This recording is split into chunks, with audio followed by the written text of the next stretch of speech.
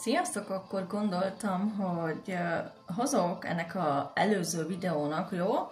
Egy ilyen, másik részt, vagy ilyen, nem tudom, minek fogom nevezni, majd kiderül. Mert sokan írtatok, hogy szeretnétek azt is tudni, hogy mi az, amit nem szeret bennetek, az az illető, vagy hogyha rezonált veletek az a kettő pakli, közül egyik, vagy mindkettő, mindkettő másik személyiségetekre, nem? Viccelek.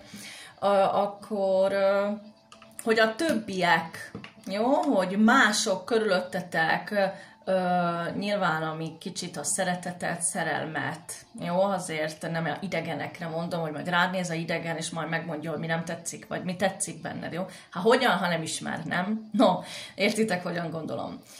Csak nem éreztem, hogy újra két pakli szerint kellene, hogy két lapot válasz, hanem vagy egy energia, de az valahogy elég kevés lenne, annak csak biztos azoknak az energiája lenne benne, akik kérték, és én szerintem azért többen vagytok, akik azért kíváncsiak egy kicsit. Azt nem tudom, miért pont az érdekel, hogy mi nem tetszik bennetek, miért a negatívra összpontosítsunk, de lehet, hogy úgy lesz teljes a videó, ha elkészül a ellenváltozata is, jó? Hát egyelőre egy papírkáim vannak. Nincs annyi színem, de én 4-et érzek. Jó? 1-es számot érzek, 2-es számot, 3-as számot és 4-eset, és ezekre a papírkákra így majd ráírom, és majd azt szerint fogtok választani, tehát 4 lehetőségetek van, oké? Ma valamelyikben csak benne lesztek. Oké, akkor... Hát nem ír a toll, mint mindig. Kérlek, írj. Na. Melyik lesz szimpatikus? Vagy amilyen stílusba rakom ezt itt.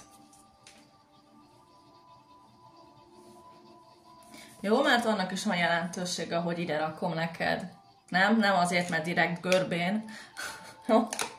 Tessék, tehát választatok, kérlek. Úgy jobban megy, és szeretnél egy embert választani, és rezonált az előző videó, vagy nem hallgattad meg, úgy is fog rezonálni. Érezd át azt az illetőt, és hogy mi az, amit nem szeret, úgymond benned, és akkor azt szerint válasz. Aztán a másik csoport, akinek nincs ott senki kb. Az életébe, az pedig így válasszon, hogy így szeretett témában mondjuk az emberkék mit nem szeretnek benned, bocsi. Mit nem szeretnek, jó? Amikor már így megismernek, meg minden, mi az, ami nekik nem okés veled kapcsolatosan. Amit, vagy irritálja őket. Tessék.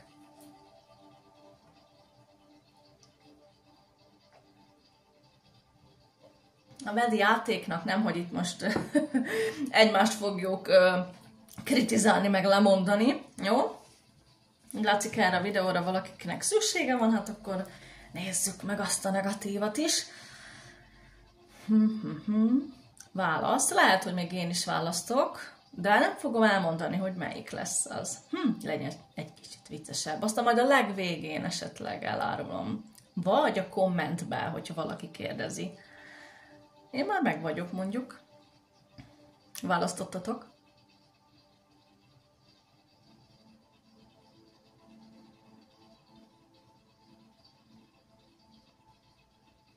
Hát már remélem, igen, már ez sok volt, jó? Hát tudod, mi sorba kezdem az 1-essel. Miért is ne? Ja, itt lesz az 1-es. Úgyhogy megnézzük majd, persze energetikailag van itt konkrét személy, vagy itt nem lesz konkrét személy, hanem több. Aztán megnézzük, hogy mi az, amit nem szeret benned a párod, aki ezt az 1-est választotta. Mit nem szeret a hallgatóba? Mit nem szeretsz benne? És hogyha nincs ott, akkor keresek valakit neked, jó?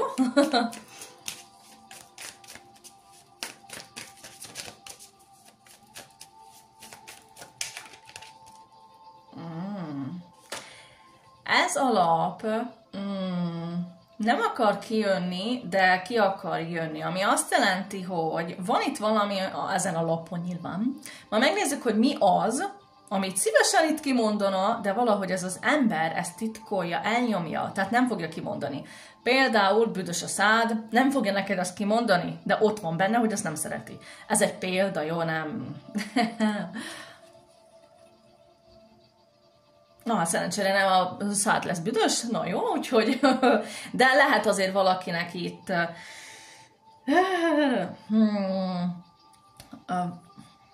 megint csak nem mindenki vegye magára, csak hogyha valamit érzékelsz ebből, akkor az lesz a te üzeneted, mert több embernek van üzenete. Egy valakinek, vagy egy ilyen üzenet az, hogy van ott valaki, ilyen férfi nemű, tehát te nyilván nő leszel, remélhetőleg, az öltözékeddel egy picit baja van, ami azt jelenti, hogy olyan, mintha egy-két hétig ugyanazt a ruhát viseled, és őneki ez így, hát ott az izzadságot érzékelem, és a szaga van. Jó, tehát az izzadság meg a szaga, jó, és lehet, hogy elég régi módi, vagy retro, vagy szakadt, vagy öreg. Jó, tehát túl sokat hordasz valami ruhát, nem is nagyon tetszik neki, tudom, nőcikék, nem neki kell, hogy tetszen, hanem neked, ezt értem, csak hát kíváncsi voltál, akkor mondjuk, jó?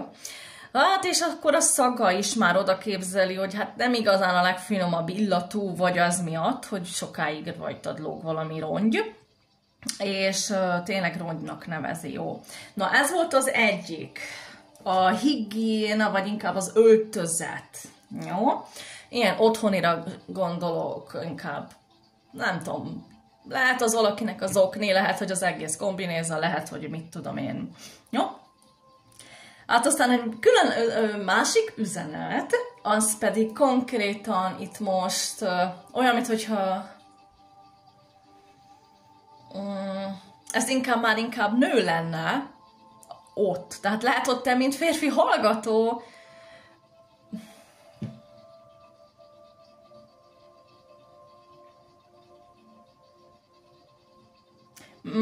ha férfi hallgató vagy, úgy mondanám, hogy egy kicsit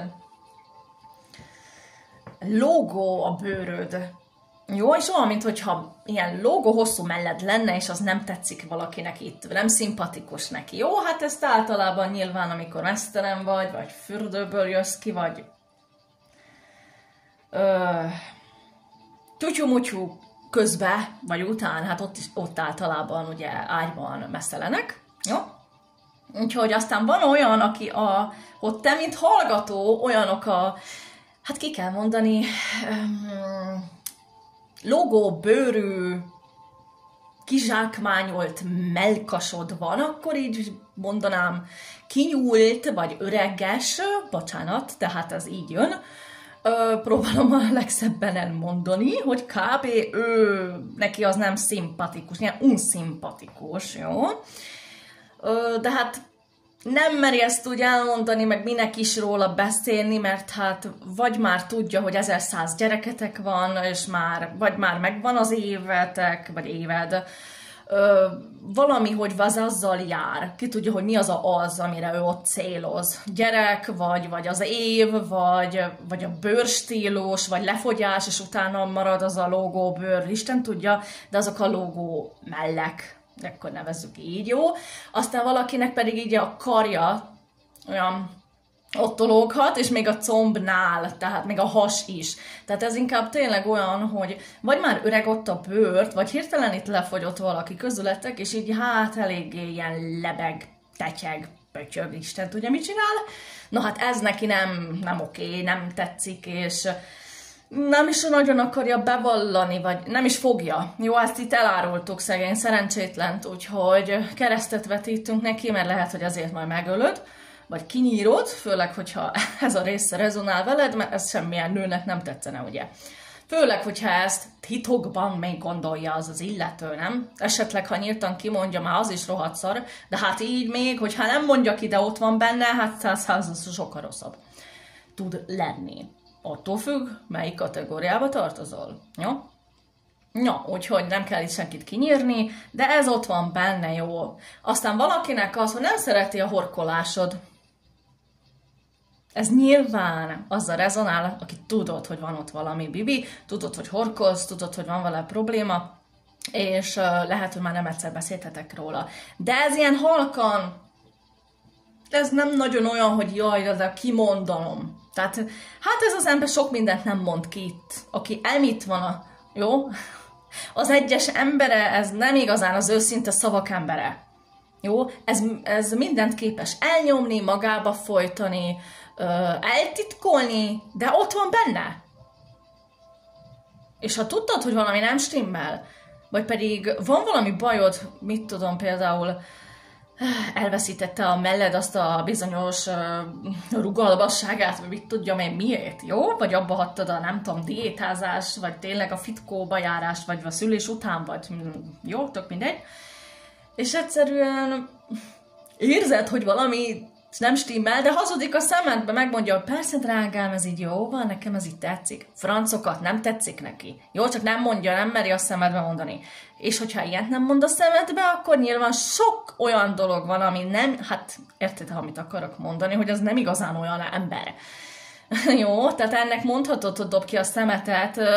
Kidobtad? Ki, persze. És ott fogod találni este. Hidd el, vagy pont előtte gyorsan kifut. Tehát nem mondom, hogy hazudik, de hát érted, hogy hát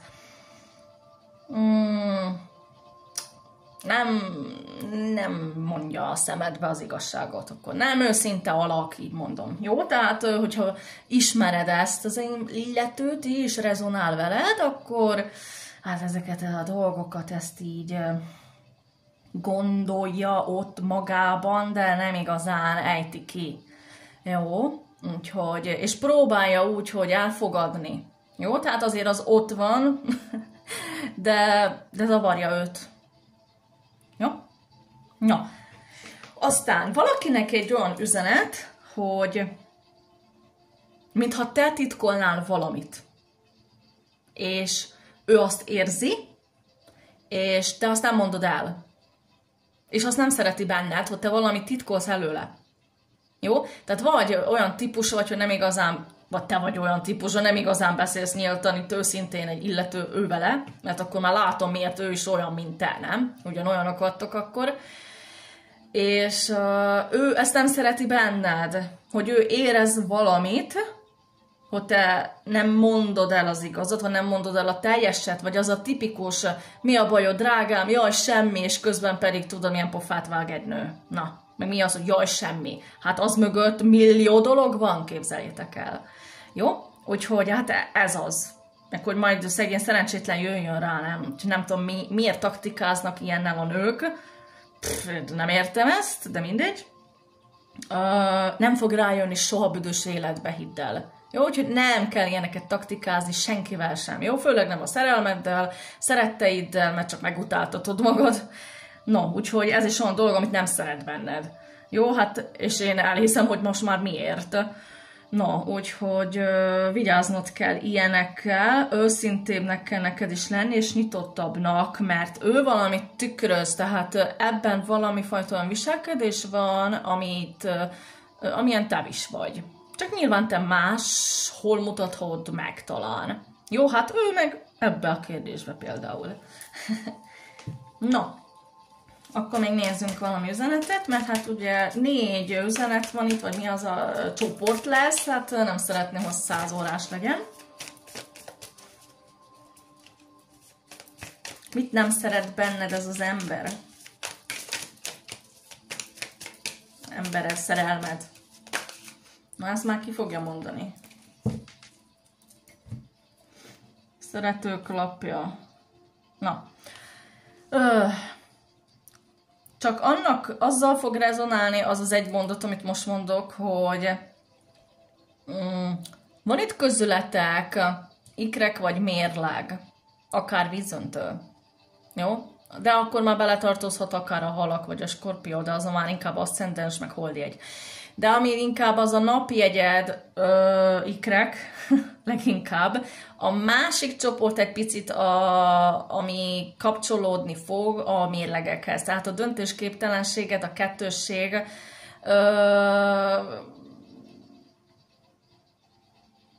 és hogy ikrek.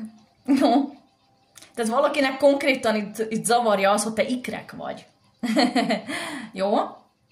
Az, hogy miért, azt tudod mi, ha annyira kíváncsi vagy, kérdezd meg tőle. De neki megvannak a dolgai a ikrekkel kapcsolatosan, vagy ítéletei, és azokat a dolgokat úgy látszik, hogy te is csinálod, és az neki nem tetszik. Tehát eleve ezért akkor úgy eltitulálja, hogy hát nem tetszik, hogy te ikrek vagy. Jó, a másik dolog, ami közöd lehet a mérleghez, tehát ha van benned mérleg, jó, akkor van az az illető, nem tetszik neki, hogy egyszer ezt mondod, vagy egyszer így csinálod, aztán meg az a döntésképtelenséged valahogyan megmutatkozik, ez valahogyan te azt kimutatod, és az nem tetszik neki.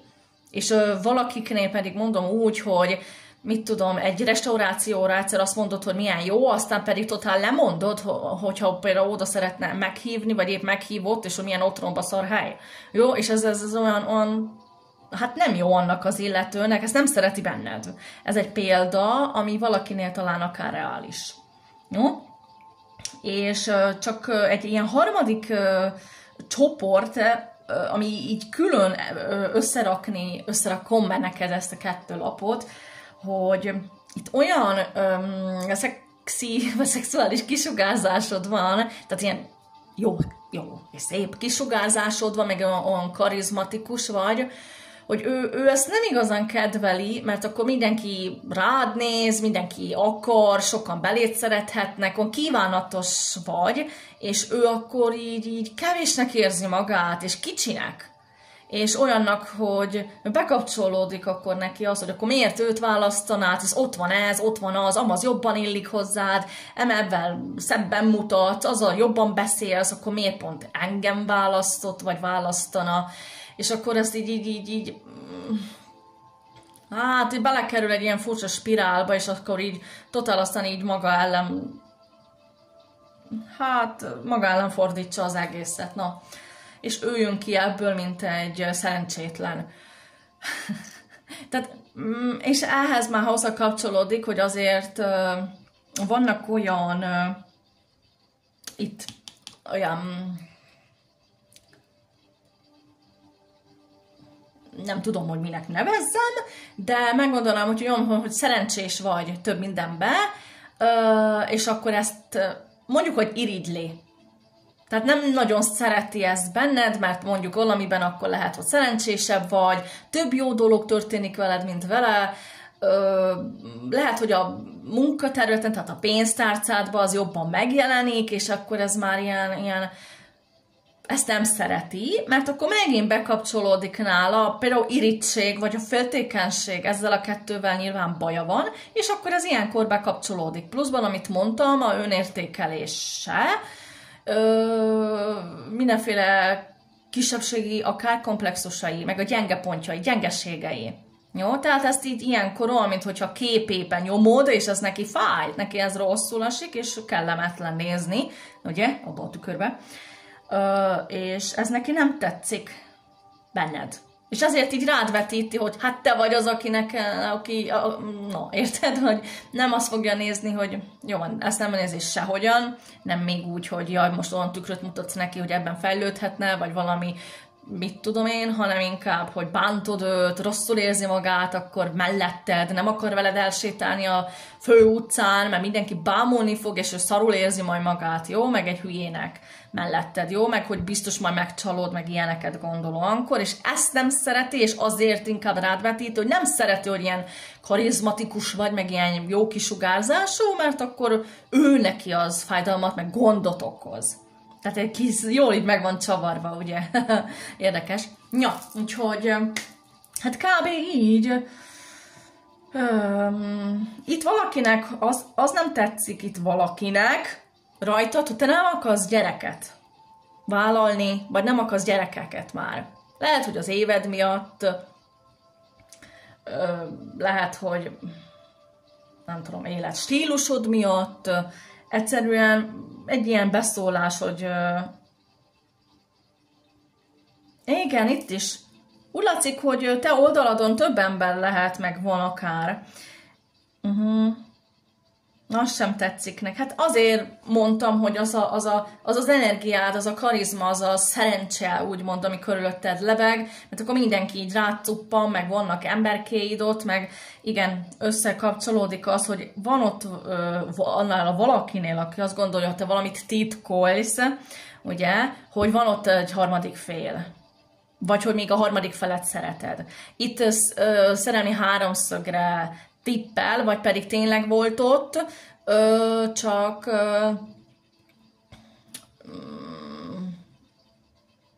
nem biztos benne, érzékeli, és kíváncsi lenne amúgy valójában, hogy van még valami köztetek, szeretedi azt az illetőt.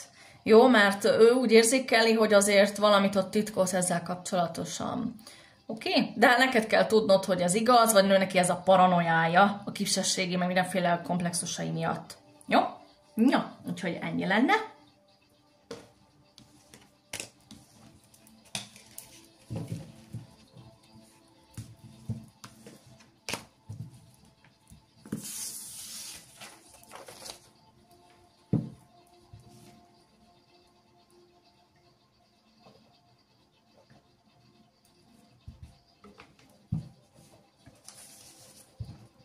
Ja, jöhet a kettesünk.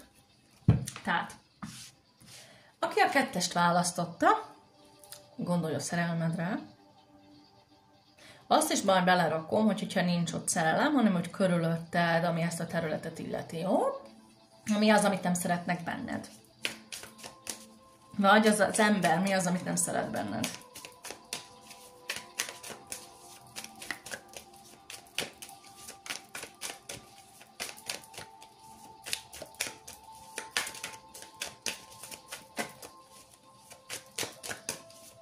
Vagy rajtad? Nem. Az már kijött. Ennyi mindent nem szeretnek? Vagy mi bajod?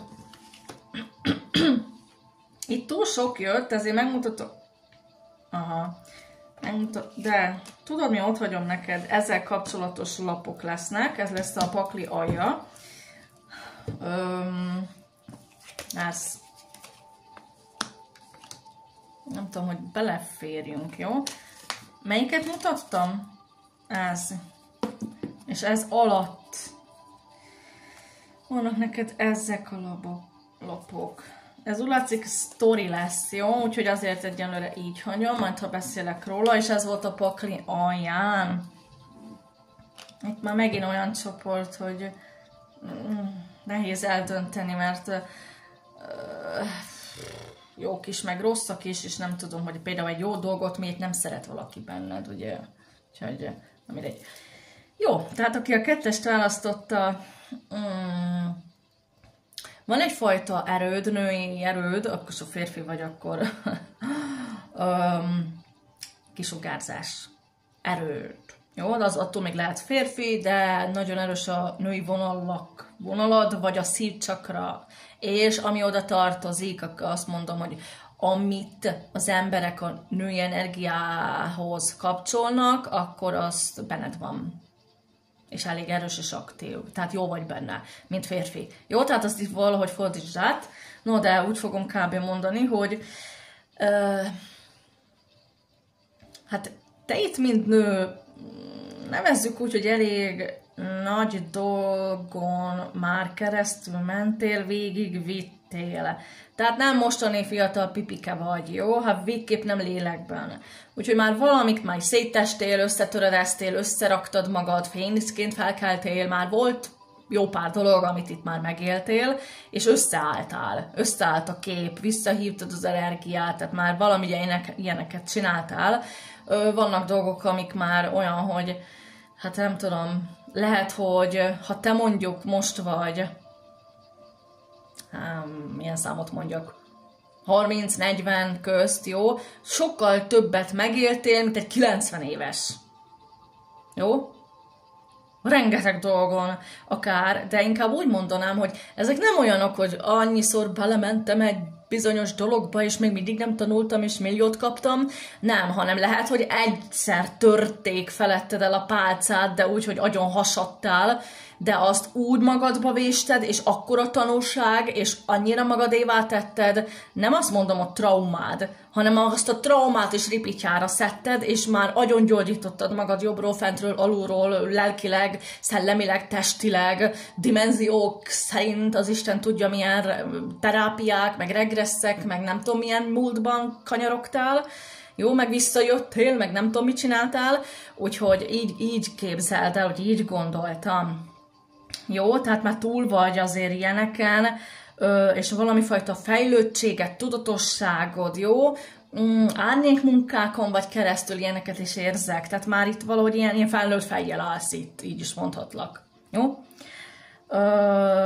Mondom, megsebzett test, amiből már így ki van gyógyulva, tehát már az a hegge, így mondom, az is már így annyira elhalványult, hogy mondjuk rá még ott lehet, már vannak, akiknek már nincs ott, de emlékeztek, hogy az egyszer ott volt, és mi mindenen keresztül mentetek, és hogy az már vég, az már a múlt, ti már azon túl vagytok, stb. Jó, tehát a testetek is már keresztül ment valami átváltozáson, nevezzük ezt így, pozitív irányba.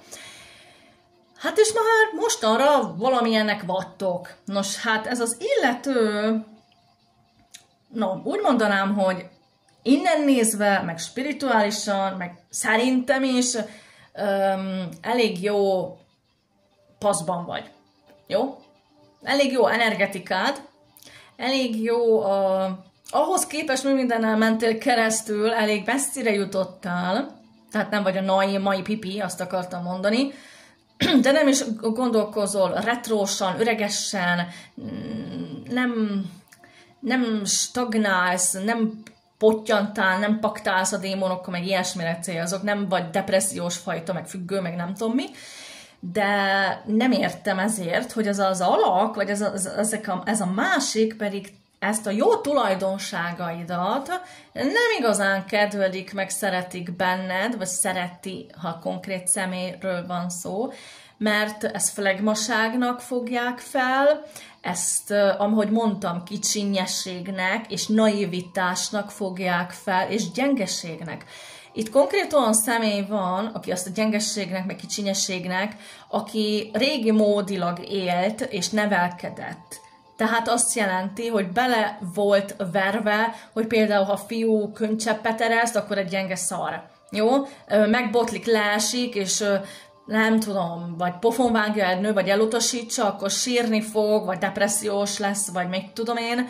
Jó, megint csak egy gyenge szar. Jó, és azt kilökik, és ezt elítéli a nagy család, mert hogy csak az erősek, csak az a dzsungelben kell harcolni, csak a tarzanok maradnak életben, a többit ki kell taszítani, ki kell rúgni a házból, tehát senki vagy, úgy fog nevelkedni. Jó, tehát ezek a fajták, ezt az energiát érzem, vagy ilyen a párod, vagy ilyen emberek vesznek körbe, és ezek a te jelenlegi, manapság, ahogy szokták mondani, nem tudsz semmit, még nem tapasztaltál, nem rugdostak agyon még eléggé, jó? Nem tudom, mik ezek a kemény szavak, de ilyen kemény, negatív energiák vannak ott mögötted. És az ilyen nőszemély is akár, lehet a szerelmednek a anyja, vagy a sajátod, jó? Vagy a nagymama, nagypapa, jó? Úgyhogy a családban van, jó? Meg a szeretteid is flegmának néznek, jó? Ilyen nagyképűnek, egósnak, ilyen önzőnek is, no? Meg mi az, hogy magadat választod, és nem mész ide, vagy nem segítesz annak, vagy mi az, hogy inkább, nem tudom, mit válasz, azt helyett most törődj ezzel, meg azzal, meg tipikusan olyan is van itt valakinek, hogy hát én nyaltam a segged, akkor most te nyald az enyém öregkoromra. No, hát elég gusztustalan, de ezek így gondolkodnak. Ezért mondtam, hogy ez az a régi kategória nevelkedés. És hát sajnos itt mondjuk valami szerelem formában is van olyan, hogy miért így öltözködsz, miért nem vagy inkább háziasszony, inkább főz nekem egy nokedlit, mint hogy itt most a körmeidet ragazgatod, meg festegeted, meg milyen kiállításra, hova akarsz vele menni, hogy fogod kitörölni a segged. Példát mondtam, jó? Hát nem tudom, ez milyen szerelmed van, vagy egy olyan embereket, akit így vonzol, de hát abszolút nem passzoltok. Hát mint a ég és a föld, mondom, mintha te nem innen volnál, ő meg nagyon földies. Tehát nagyon nem passzoltok, rettentően nem passzoltok sehogy se. Ja, úgyhogy mondom, a te erősségedet, amit már te kigyúrtál, meg átéltél, meg mondom, hogy már a poklokból ráncigáltad ki magad, és mostan elkezdesz a Titanicon sírni, mert végre megengeded magadnak az érzéseidet, akkor meg kiröhögnek, vagy a szerelmed, vagy azt mondja, hogy te egy gyáva nyúl vagy mi ez a gyengeség? Szedd már össze magad. Érted? Hát, ugye? No, úgyhogy hát tipikusan ez van itt, hogy tényleg valami nagyra méltó dolgot itt nem fogadják be, nem fogadja itt el, és nem szeretik ezt rajtad. Nem szeretik rajtad ezt, az erősségedet, mert az gyengességnek érzik rólad, jó? Nem szeretik rajtad a fényedet, a fényességedet, mert ők ezt annak titulálják, hogy fúj, nem bírják az energiád, mert biztos valami negatív, vagy valami ördögi, vagy tiszta depressziós vagy, jó? Tehát totál az ellenkezőt vetítik, és teljesen rosszul itt nem a reális. No, őnekik az reális, de ha ők más világból vannak, várjál, úgy mondanám, hogy például meg vannak szokva, hát én nem is tudom, mindig depressziós környezetben vannak, és akkor most jönnél te a optimizmusoddal, akkor elküldenének a francba, hogy mit keresel ott, te csak beszennyezed a házukat, meg beszennyezed a ő depresszív állapotát. És mi az, hogy te még mosolyogsz, te most kiröhögödöd, hogy húzz a fenébe. Tudod, és ilyen ellenséges, jó, de még le is szúr, meg kirúg a otthonából. Jó, és valójában te vagy a normális, ő meg nem. De ő szerintem, mivel hogy abban él, ő neki az a normális. Jó, tehát félre vannak ezek az emberek, ő nekik az a normális, mert ők abban élnek. Nekik az a mindennapjuk. És te meg a nem normális, mert ő nekik az nem normális. Bár lehet mélyen tudják, hogy az lenne a normális, de ha látnak olyant, akkor azonnal elítélik, agresszívvé válhatnak, és ilyen elutasítóak, és átkozósak, vagy, várjál, hogy mondjam, átkozni, mondom, hogy olyan, mintha jaj, te az ördöggel paktálsz, én az Istent imádom, meg még tudom én, minus valójában fordítva van. Nem tudják, hogy megint csak a ő istenük valójában itt a sáthán, és a tiéd pedig hát nyilván nem az, hanem az eredeti. Jó, a forrásod. No, meg lehet saját magadat isteníted, és az is őket zavarja, mert mi az, hogy te magadat Istennek nevezed, meg isteníted, meg magadhoz imádkozol, meg te itt akarsz manifestálni, teremteni, hogy mit játszod az Istent, miközben ő nekik az Isten totál más. Mondom, abszolút nem egyezik a két világ, jó? De látod, hogy szükség van ilyenre, hogy végre megmutasd nekik, hogy hát ilyen is van, és nem az a valóság, amiben ők hisznek, meg élnek, hanem az, amit te itt hordozol, cipelsz, képviselsz. És van olyanok közületek, akik akár ilyeneknek a képükbe merészelik nyomni, tolni, mondjuk a szeretetüket, vagy nem tudom, az igazságot, jó? Nem látom a szádat járni, tehát te csak nyomod magad oda, ahol nem akarnak. És minél jobban nem akarnak, taszítanak, nyomnak el maguktól, annál jobban nyomod magad olyan környezetbe, mert tudod jól, hogy működik ez, és te automatikusan ki akarod lőni belőlük a sötétséget a fényeddel. Fénymunkás vagy, ennyi. És logikus, hogy olyan környezetben vagy, meg olyan emberek akkor körülötted, meg hát olyan bolygóra jöttél ezek szerint, pont ott van szükség rád. Lát csak, hogy úgy kell ezt megélned, hogy a legnagyobb, mint hogyha a ellenségeid közé kerültél, vagy születtél, vagy pont olyan a párod, ki kellene lőnöd a sugaraiddal a szemeit, a sötét szemeit. Jó? És megtisztítani. Jó, hát... és akkor azért is jöhetnek olyan emberkék, de én nem tudom, nem érzem, hogy lenne párod.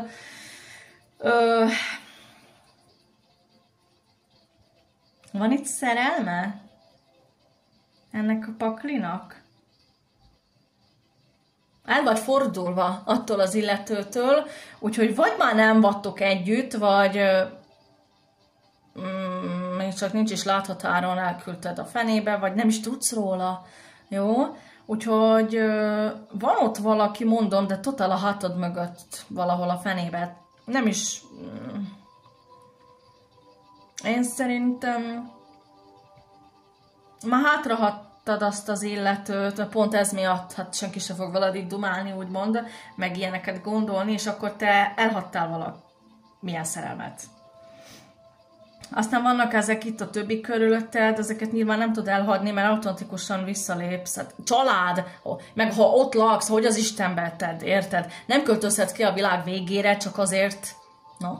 Tehát úgy akarom mondani, megteheted, de akkor is valami azt vissza fog húzni, vagy pedig akkor ott körbevesznek olyan érdekes alakok, akik aztán azt mondod, hogy Úristen, ez olyan, mint anyám, Úristen, ez olyan, mint tesóm, ez Úristen, ez olyan, mint a nem tudom, kutyám, úgyhogy tökre feleslegesen jöttem ide, olyan, mintha ők ide jöttek. Hát akkor már annyi erővel visszamehetek. Érted, hogy nem menekülsz, mert ez benned van, ez hogy mondjam, olyan, mint a sorsod elől menekülnél. Úgyhogy felesleges elmenned a világ végére is.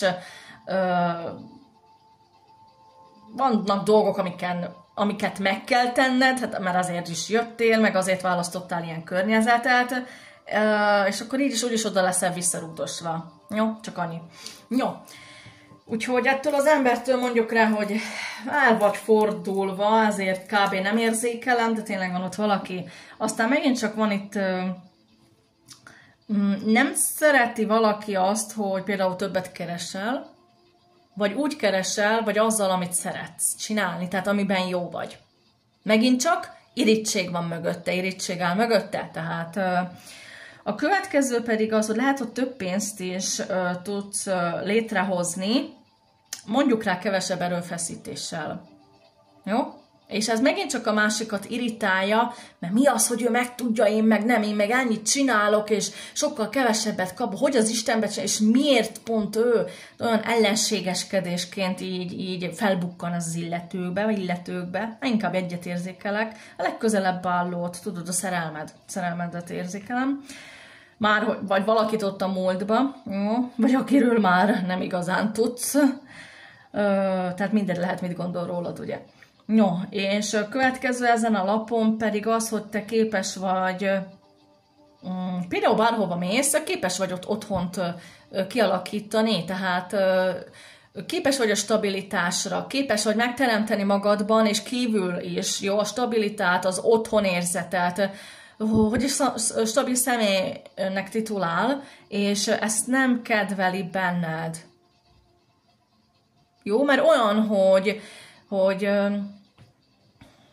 ezt többen mondjuk nem kedvelik nagyon benned, de közben egy keveset érzem, hogy van olyan csoport, pár ember, így háttérben érzem, hogy ahogy azt így megtudják rólad, meghallják, hogy mondjuk rá, nem tudom, kidobtak például a munkahelyről, és akkor hoztál újat, vagy azonnal találtál, és már megint sikeres vagy. Hogy egyszerűen, hogy egy az, hogy mire vagy képes, azt így felnéznek arra, de a többség inkább az, hogy már megint ilyen rohadt szerencséje van, hogy ez már nem igaz. Jó, hát sajnos negatív dolgokat változ ki, de ne aggódj, mert az első csoport is, úgyhogy most hát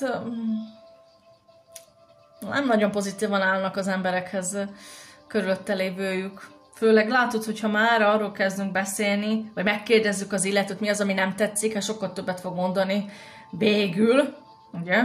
Sokkal több kiderül, inkább így mondom, mint mondjuk a jó. Aztán megint csak van itt egy jó, ez mind jó tulajdonság, és nem értem, hogy a jó büdös Istenben vannak olyan emberek, akik ezt képesek negatívnak titulálni és felfogni. Nem értem. Kevés vagyok erre. Jó? Jó. No, mert itt van már megint egy következő lapod, erről meg már nem is beszélek.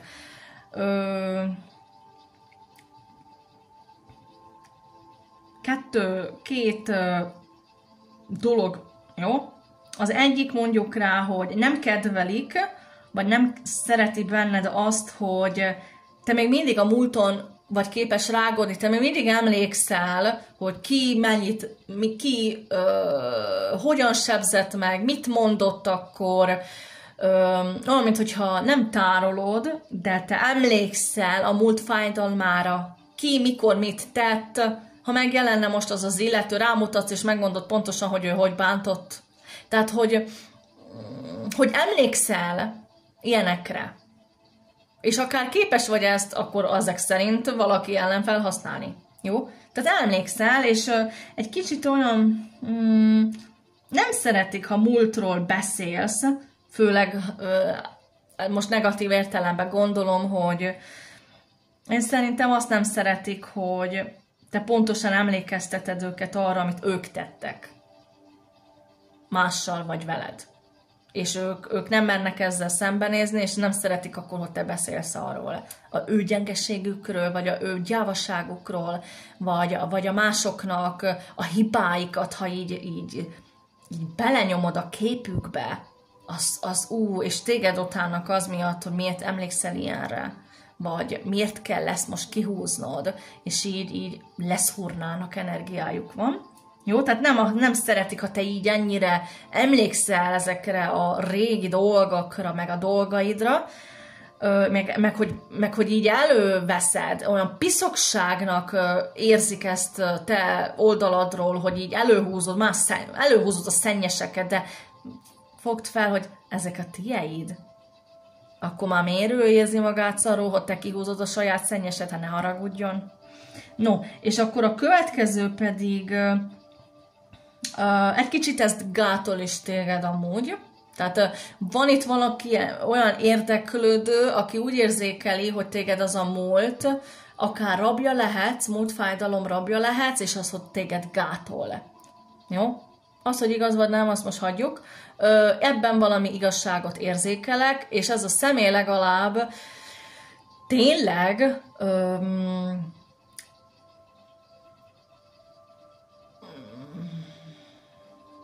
nem rossz indulatból. Jó?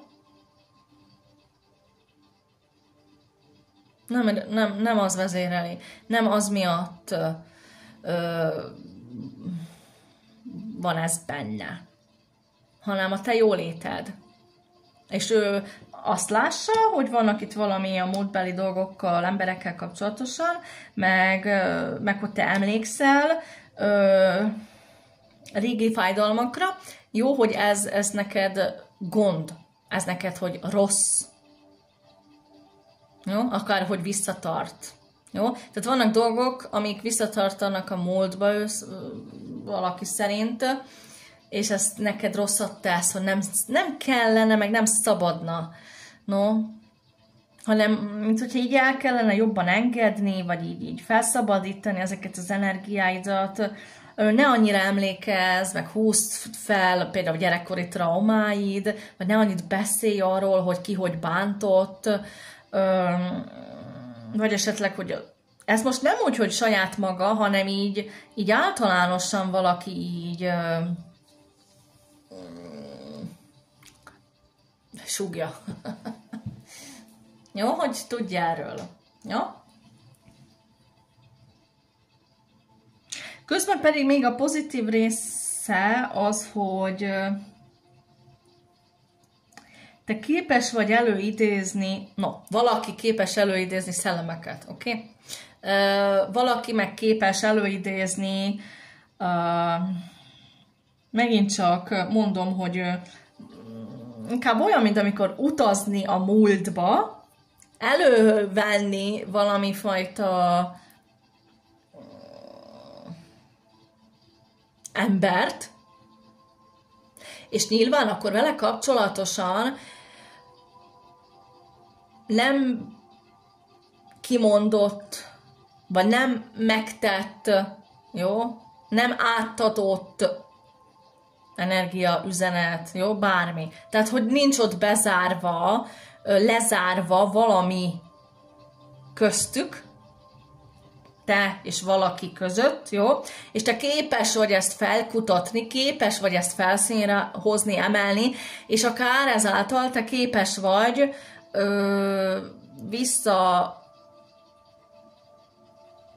bevonzani, megjeleníteni újra azt az embert az életedbe, és kialakítani egy olyan megfelelő lehetőséget, ami lehetővé teszi, hogy végre itt valamit megbeszéljetek, vagy kimondjatok, vagy lerendezni, és végre befejeződhessen, és ez így eltitulálódik, mint egy befejezett ügy, és csá. Tudod, hogy ilyenre vagy te képes, és ez nagyon sokuknak nem tetszik. Ugye, amit mondtam, titulálják ezt úgy, hogy már megint az életükbe jössz például, már megint megmondod, hogy mit csináltak, már megint akkor szembesíted velük, már megint akkor nekik az nem tetszik.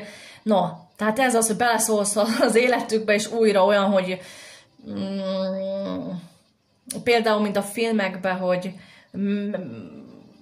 az illetők valakit megöltek, és ezt nem mondták el senkinek, és kísérti az őket, mert azt hiszik, hogy nem tudom, pár év múlva majd valaki megjelenik, aki elkezdi nekik mutogatni ezeket például, hogy valaki ott volt, lefényképezte, és mindig küldöznek át jeleket, vagy akár meg is jelenik egy illető, vagy aki tud mindenről, stb. És az olyan, mint amikor már rémálmuk van azoknak az illetőknek ettől, újra előidézik, újra visszaemlékezteti az őket, és egyszerűen rettegésbe élnek, nem bírnak azzal, belebolondulnak, beleőrülnek, agresszívá válnak, vagy megölik magukat, vagy egymást, vagy azt az illetővé ellen fordulnak. Nagyon kevés tud ebből kimászni jól. Tehát kb. Ilyesmit művelsz, így érzékelik ők. Jó? Hogy totál, mint egy rendőrsorokba micsodálják a vadat, és így szurkálják, meg szenvedtetik. Jó? Meg kiégeted, mondom, a szemüket azzal tudjátok, rendőrségen van az a szemébe világítasz, mondd el az igazat! Tehát addig így micsodálod őt, még össze nem esik. Mondjuk rá így. Meg hogy te bünteted őket. Úgyhogy ők nagyon nem pozitívan érzik ezt, jó?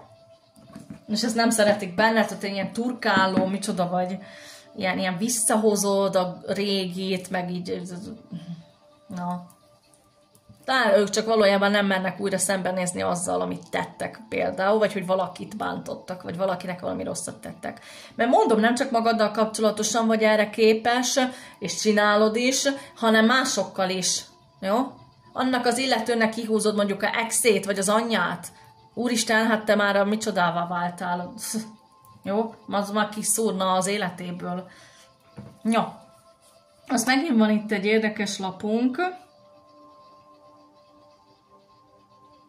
Ezt mondjuk nem tudom, hogy kinek az üzenete, de ilyen valami, hogy képes vagy vezetővé válni, de az a valaki a háttérben, nem tudom, hogy nem hiszem, hogy te, de nem nagyon ismered. Tehát valaki a háttérben azt hiszik, hogy ilyen sötét praktikák keresztül jutottál el odáig. Ma megint, amit mondtam itt, hogy azt hiszik, hogy inkább démonokkal paktálsz, azért kerültél így fel, vagy hogy mondjam. Jó, itt megint tényleg olyan, hogy vagy valamilyen mágia, vagy valami sötét szerződés, vagy valamilyen démonokkal lepaktálás, és egy ilyen nem tudom mivé, hogy váltál, jó, úgyhogy tehát az azt jelenti a pozitív benne, hogy úgy látszik, hogy értékelik, lássák az értéked, és lássák, hogy jó vagy benne valamiben. Tehát, hogy jó vagy, hogy valamit tudsz, vagy valami képességed van, vagy tudatos vagy normális, úgymond, ugye? Vagy kicsit olyan, hogy tényleg, hogy többet tudsz az átlagnál, és az már nekik olyan, hogy biztos ezt a tudás miatt eladta a lelkét, vagy Isten tudja, paktál a nem tudom kikkel. Totál, hát annyira félre hibbant emberek léteznek, és nem tudom, De mondom, ezek nem Ez olyan, mint egy kör, és te a közepén vagy. Tehát nincs között hozzájuk, nem ismered őket, de ők meg mégis között van valamilyen módon, mert mégis körülötted vannak valahol ott. Jó? Úgyhogy úgy mondanám, hogy a körben állnak, de te nem a körben vagy, tehát közben semmi között hozzájuk, főleg nem az életükhez, de mégis valahogy közöd van. No, tehát van itt fajta siker, amit elértél ezen a lapon, és ő szerint ők áldozatok keresztül jutottál oda, ami nyilván negatív oldala, negatívban gondolom, hogy mondjuk rá az a munkahelyet, hogy hirtelen új munkahelyet lett, és hogy milyen jól keresel, nem? Például, most oda azt gondolják, hogy lefizetted például a főnököt, vagy lefeküdtél vele, vagy szerelme lettél, és akkor ezáltal ő persze megadta a jobb pozíciót, vagy többet fizet neked. Érted? No, például, jó? Így is mondom. Vagy bemocskoltál valami kolléganőt, ő kikerült, és te meg megkaptad a helyét. Tehát ilyen mocskosságot így rád vetítenek. Én szerintem pontosan ők az a típus, aki így él, meg ilyenekre képesek, és nyilván olyankor az ember arra a másikra vetíti ki, jó? Hogy hát hisz ő is valójában azt mondaná, hogy ő is ugyanolyan, mint én. Tehát érted? Nem is lássák, hogy ők ugyanolyanok, meg hogy ők azok, nem is az a másik. Tehát így kivetítik ők, jó? Ez megint kivetítők, és ő szerintük, valakik szerint a sikereidet, akár a tudásodat negatív dolog által, meg mások szenvedésén jutottál hozzá. Mert nem tudom, milyen filmekben, telenovelákban él ez az illető, meg a illetők, én nem értem, na mindegy. Mint hogyha te egy átokfajzat vagy, te egy ördög vagy, jó, hogy nem, nem tudom, milyen bántalmazó, nem tudom ki vagy, ki magát ugye isteníti, meg játsza itt a ítéletet, nagyon-nagyon félre vannak. Nem értem ezt, hogyan lehet, de teljesen a más világ. Annyira, hogy ez már fáj mondani is. Na, itt meg már megint, ez még mindig hozzá kapcsolódik ez a lapok, jó? Nem tudom, mennyire látod, inkább így rakom. Már itt is. Na, mondom, hogy a mások kárára megy a sikered, akár a szépséged, a képességed, jó? A tudás, hogy valami sötét praktikák vannak, ami miatt te most ott vagy, meg te most olyan vagy, amilyen nők, azt nem szeretik. Pedig érzékelik a valódi fényt, itt is mindkettőnél megérezni, de ő szerintük, amit már mondtam eleve, nekik a valódi fény, ő szerintük egy Isten elleni pólus, vagy hogy mondjam, az a, mondjuk rá, a sátán sötétsége, jó? Vagy valami fajta, amit tudom én kié. És ők, akiket a sötétségben vannak, azt, akit ők istenítenek, ők meg azt hiszik, hogy az a valódi fény. Jó? És akkor nyilván a te fényed, ő nekik a hamis fény, ami sötétség valójában, és a ő hamis fényük valójában te látod, hogy hát az a valódi sötétség, csak totál nincsenek képbe. Mert akkor te vagy itten, de nekik számukra tökéletes megtestesítője a sötétségnek, meg a démonnak, meg a sátánnak, meg én nem tudom kinek, jó? Ez sötét istenség. Tehát, mit lehet ebből kimondani? Vagyis mindegyik akkor egyezik azzal, hogy valójában egy nagyságosnak érez téged. Erősebbnek, hatalmasabbnak, okosabbnak, tudatosabbnak, ugye? És rohadt nagy szinten. Akitől félnek.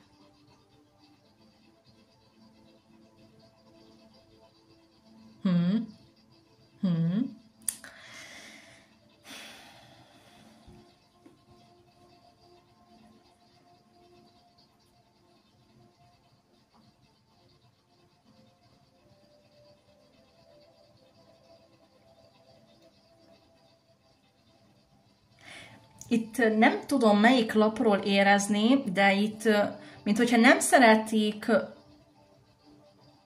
ilyen emberek,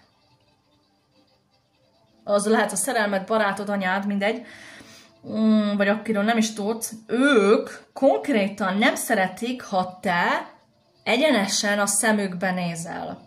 Tehát, minthogyha a fókuszod rajtuk van, és hogy rájuk nézel, és rájuk figyelsz. A figyelmedet nem bírják. Nem szeretik, ha rájuk nézel a szemeiddel, és hogy figyelmet adsz nekik. Tehát, hogy megfordulok, és rád nézek, és a szemedben nyilván.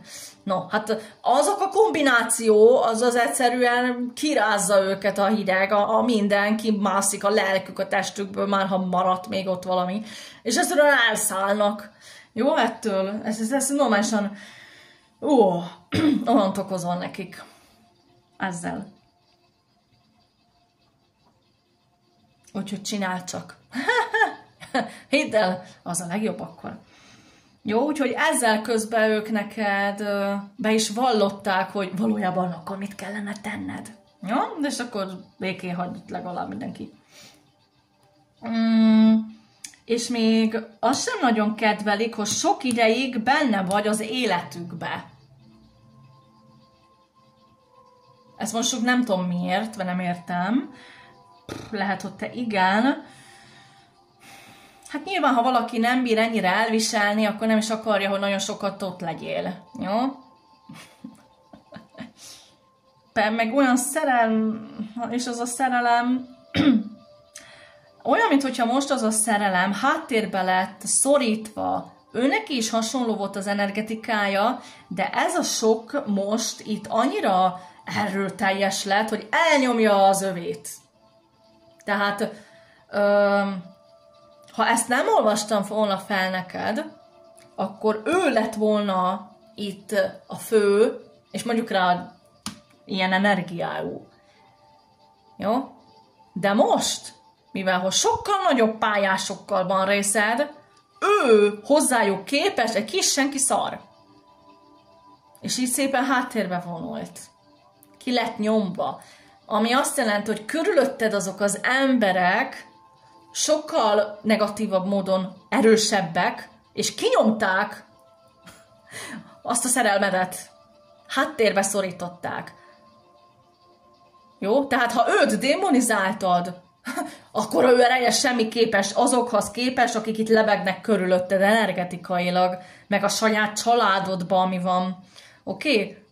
Valahol ott a teredben vannak, meg akiket mindig vonzol, amilyen csoportokba te belekerülsz, csak úgy mész idegenekhez, jó? Egyszerűen mész meglátogatni, nem tudom, egy illetőt, és épp ott van még valaki, meg még valaki, hát azok a valakik mind ilyen lesz.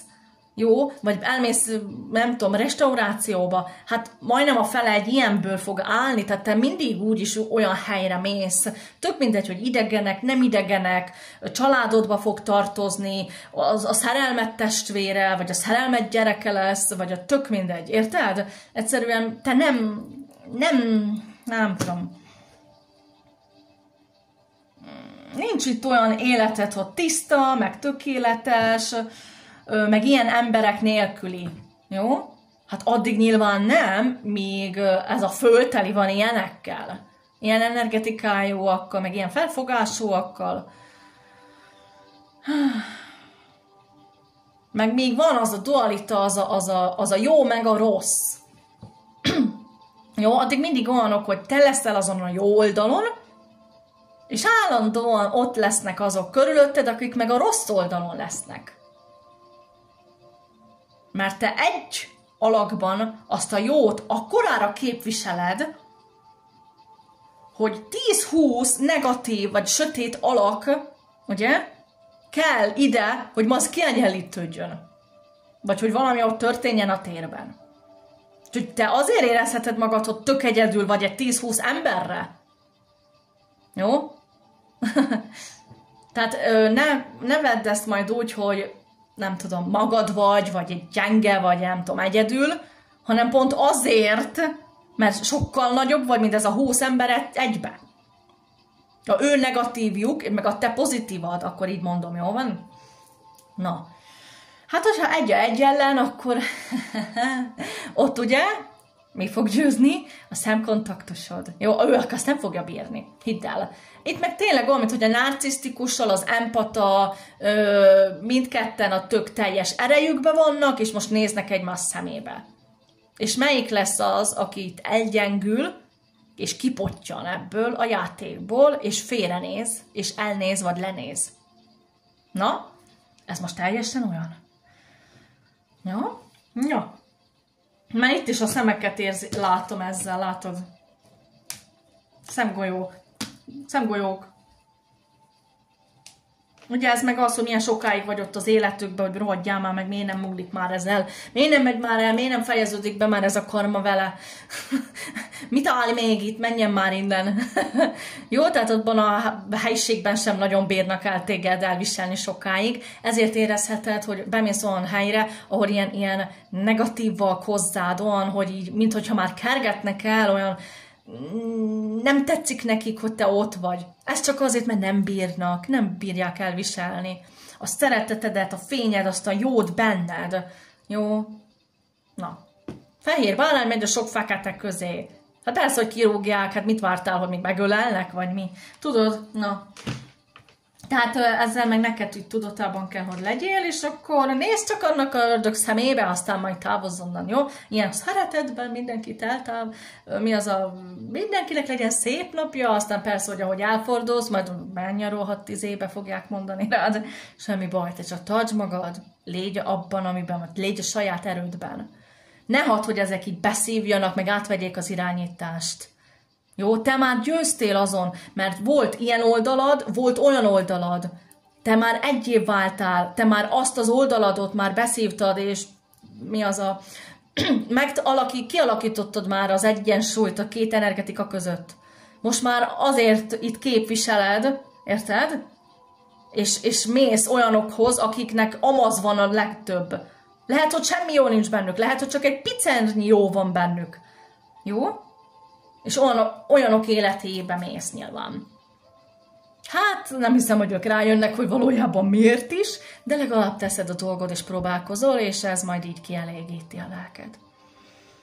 Mondom, elmenekülhetsz világ végére, de nem érsz el azzal a világon semmit. Jó? Úgyhogy ennyi lenne. Szia!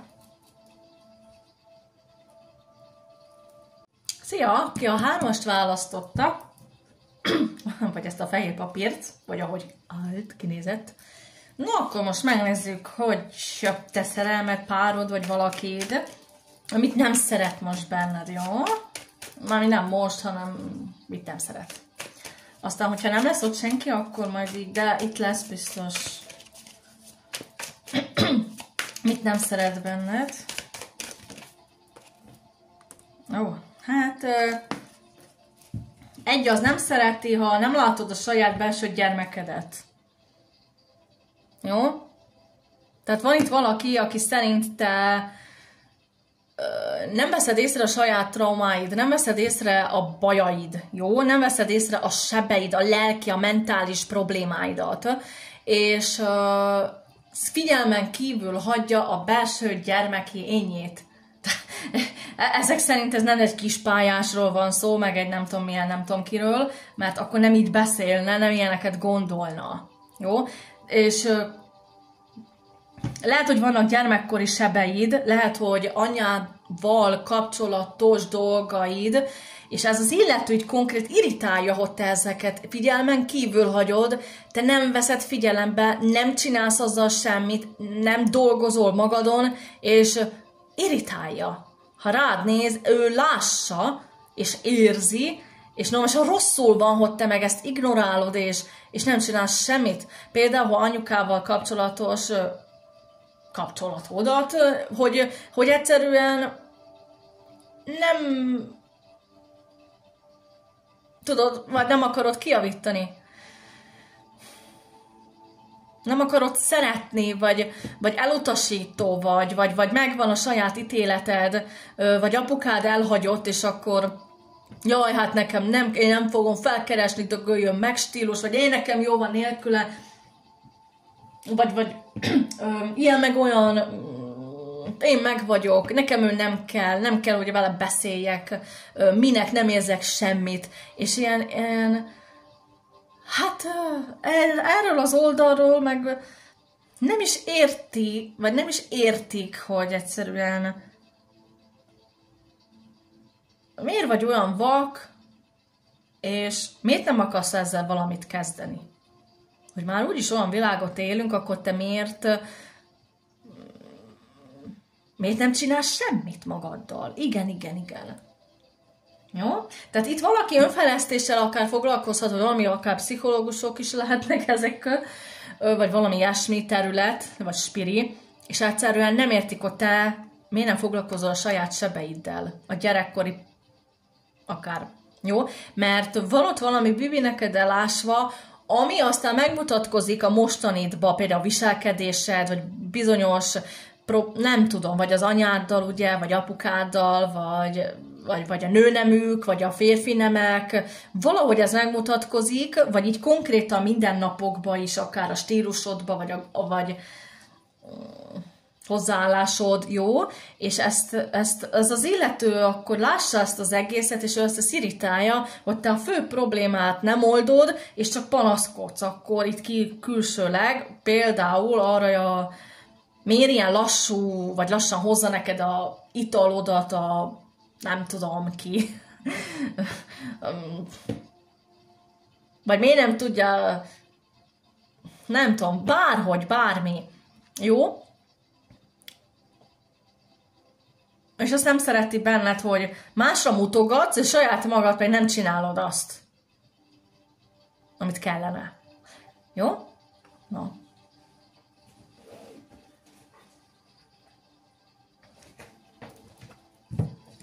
Ja. Mi van itt még akkor ennek a csoportnak? A szerelmed, mit nem szeret benned?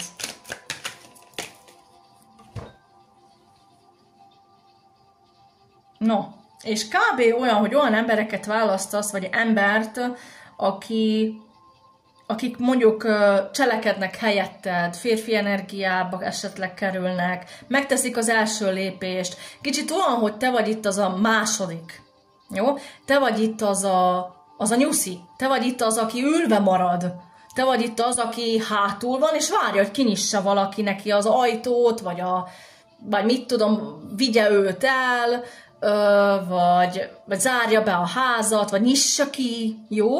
Úgyhogy nem te leszel az, aki majd zár, nem te leszel az, aki egyedül elsétál, nem te fogsz vezetni, nem te fogod ezt és azt megvenni, hanem csinálja ő, meg csinálja amaz, meg csinálja emez. És vagy pedig, hogy hova menjetek randira, már megint neki kell kitalálni, már megint neki kell vezetni, már megint neki kell valamit csinálni, érted? És ez itt valakinek az agyára megy veled kapcsolatosan, hogy te képtelen vagy, képes lennél, de te nem tudom, itt olyan vagy lusta vagy egyszerűen képtelen vagy valamit itt csinálni.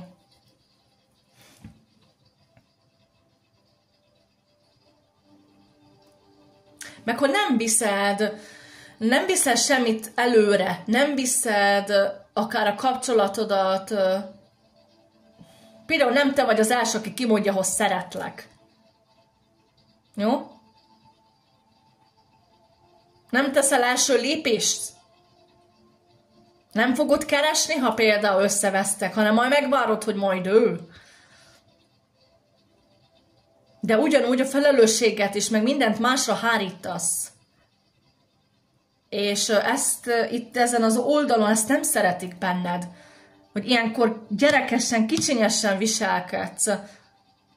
Igen, az a gyerekességed. No azért is nem szeretik, hogy a gyerekéned itt nincs megfejlődve, és valamit nagyon félrehiszel, hogy valójában ilyen gyermeki vagy, de te tetted, hogy felnőtt vagy. Rohadtul nem vagy szerintük, és ez nekik nem tetszik. Hát többen vannak, akik most már bólogatnak, hogy ez nekik benned nem tetszik. Jó, lehet, hogy nagyok a dumáid, de közben pedig kicsi vagy hozzájuk. Na. Tipikusan az, mint amikor egy pap prédikál, hogy nem szabad inni, meg nem tudom, és saját maga meg ottan szlapálja a bort. Jó? És ezt nem tetszik nekik. Itt már többen mondom vannak, ezek a dolgok nem tetszenek benned, senkinek lényegében. De itt konkrétan is vannak olyanok, jó? Még mi van itt, ami nem tetszik, mondjuk a szerelmednek benned? Még azt is mondja, miért mindig neki, miért mindig ő neki kell? Olyan, mintha aztán így ellustulsz, vagy így nem tudom, mit csinálsz. Leülsz, és nem csinálsz aztán semmit. És az a másik hajt előre, másiknak kell valamit belerakni, vagy újdonságot. Kicsit olyan, mintha te megszerzel itt egy kapcsolatot, és neked azt jó van, felteszed a lábad, és jó van, vége. Jó? És az a másik csináljon meg aztán mindent, hogy összetartsa, hogy valami újdonságokat vigyen, ne legyen olyan unalmas, mert te unalmasból kisétálnál, vagy otthagynád. Érted? De nem teszel aztán te semmit már bele. No, kb. Olyan, hogy megszerzed a célt, és aztán szarsz mindenre. No, és az a másikra kerül minden, most az megy nekik az agyukra. Veled kapcsolatosan. Mi nem tetszik itt a szerelmednek rajtad vagy benned? Még egy lapot. Jó. Aztán jön a morcosságod, hogy jó van, akkor én nem beszélek veled stílus.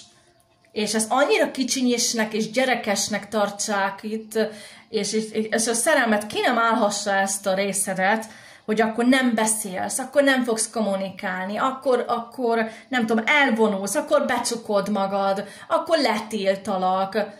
Érted? Tehát ezen az oldalon, minthogyha ilyen felnőttesebb, érett energia van, és te neked meg az ellenkeződ, gyerekes, és abszolút nem érett. Totál éretlen. Ő a érett, te meg a éretlen. Úgyhogy így ez az a másik. Jó, ő a felnőtt, te meg itt a gyerek. No, úgyhogy ilyen kapcsolataid vannak akkor ezek szerint. És akkor ugye ő rá marad minden, ő neki kell csinálni, mintha egy szülő lenne, te meg mind a gyerek. Nem csinálsz semmit, mert hát nem kell, meg nem a te feladatod,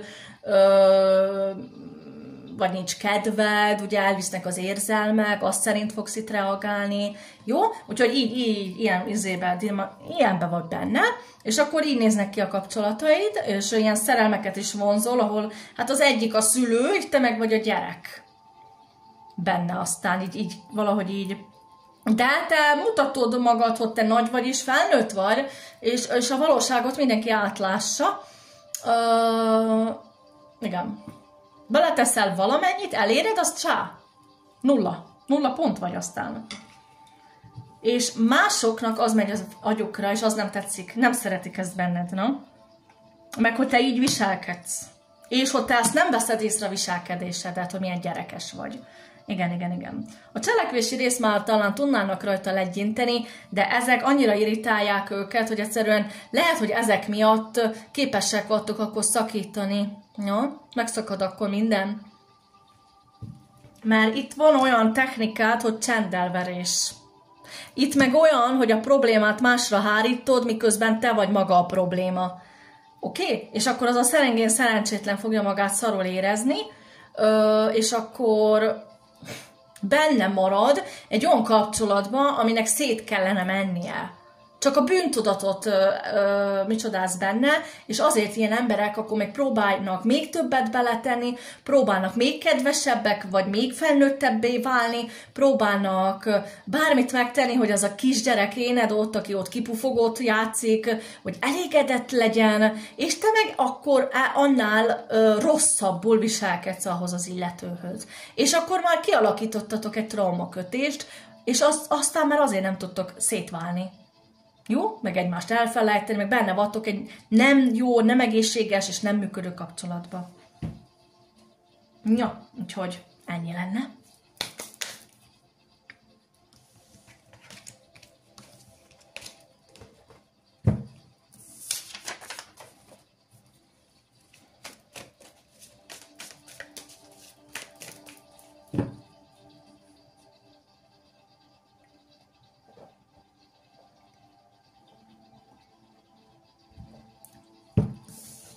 Ja. Aki a 4-est választotta, megnézzük, van itt szerelmed, és mit nem szeret benned, vagy mit nem szeretnek benned, ha nincs ott senki.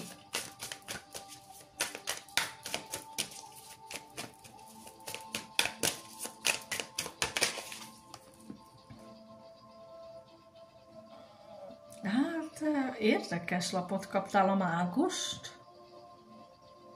Nem szeretik...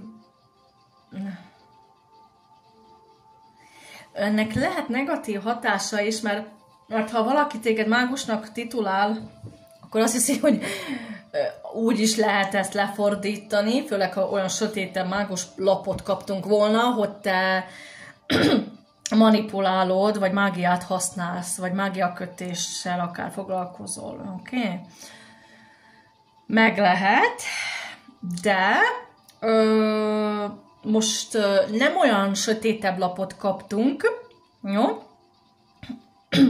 Hát itt inkább, nem is tudom, angyalnak tituláljam ezt, inkább fényes lénynek néz ki, meg angyalnak, meg a gyógyításnak, meg Isten tudja minek, ugye? Ott lebeg, mindegy, az más lapokon a mágus, jó?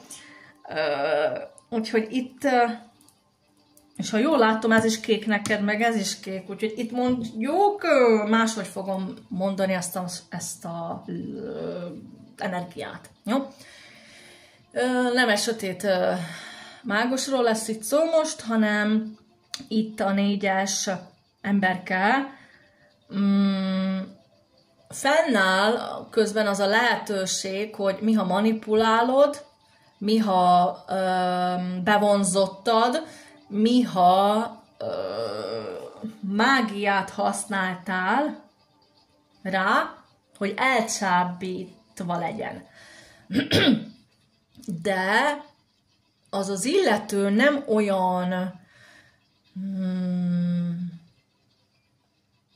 olyan képzeld meg, leállt a zeném is. Na jó, hagyjuk. Az illető nem olyan sötétségben él,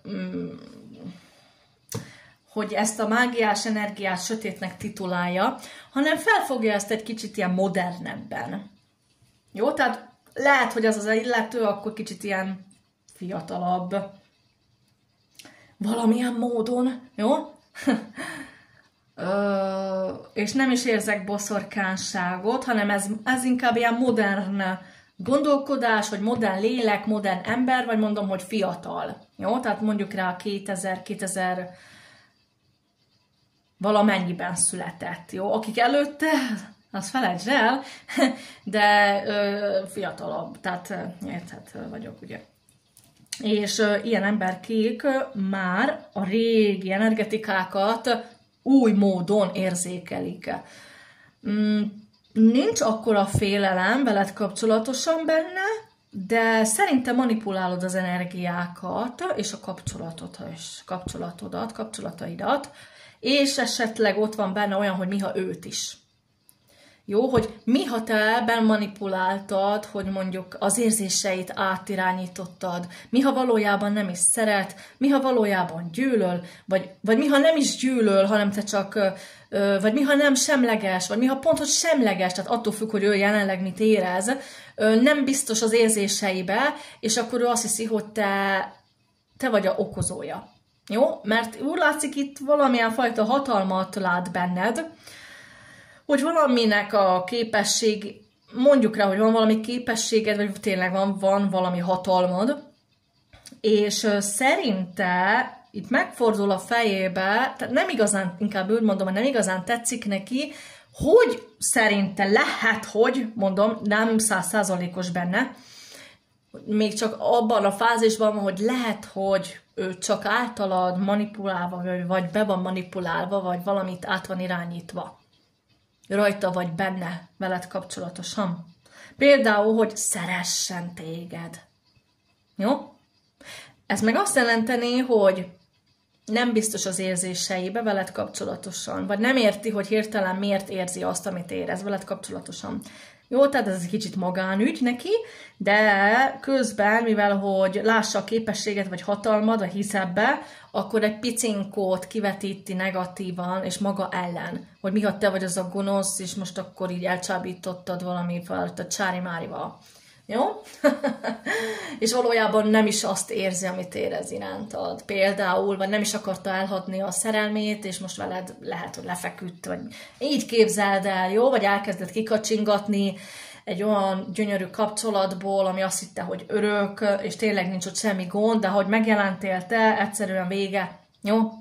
És ő szerinte, vagyis igen, hibáztat, hogy te itt valamit csináltál. Pedig te nem tettél semmit, lehet, hogy. Jó? És ha te mágiázol is, itt nem érzem, hogy befolyásolta ez. Jó? Valami sorsi dolog történhetett, simán valahol megjelenhettél valaki életébe, és az illető nem arra mondja, hogy hát a sors, meg akkor biztos ennek meg kellett történni, vagy valami miatt mégis van az életemben, nem veszi észre. Jó, tehát ha óra elé is van tolva, nem veszi észre, hogy azért tényleg okkal történt, és nem te vagy itt az a... Lényegében senki se tehet semmiről, jó? És nincs ebbe gonoszság. És ott te sem vagy gonosz. Meg nem azért jöttél, hogy valakinek itt elrontsa a kapcsolatát, nem azért jöttél, hogy most valaki szerelmes legyen beléd. Érted? Az, hogy amilyen energiád, vagy mit a kisugárzásod, vagy nem tudom,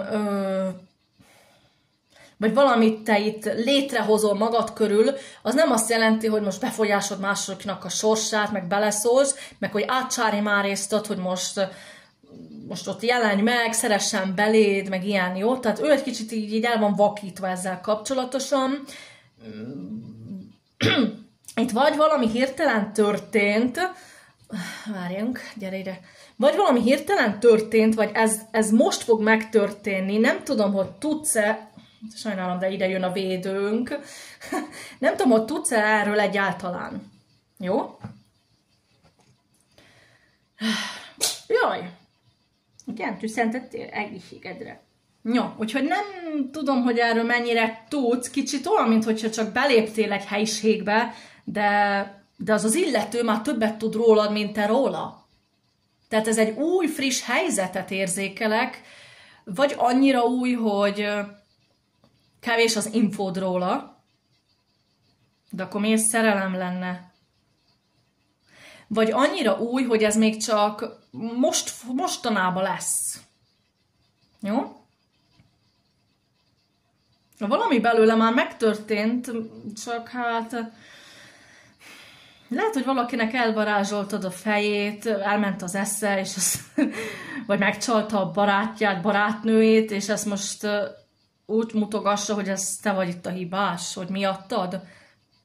Pedig lehet, hogy a létezéséről sem tudsz, nem még hogy te tehetnél olyanról. Tehát nem szándékos, jó? Na, az, hogy valaki életében megjelentél, vagy csak elsétáltál mellette, na, érted? Nem érzem, hogy itt nagyon sok mindenről tehetnél. Így nem tudok kártyázni. Egy pillanat, elrakjuk ő felségét. Tudom, hogy akarsz simikázni, de még egy videót engedj, jó? Csicsikálj ott. Ó, mennyi fehér szőr. Ha ez az a sok fehér szőr, azt nem tudom kitakarítani. Még kérünk több információt.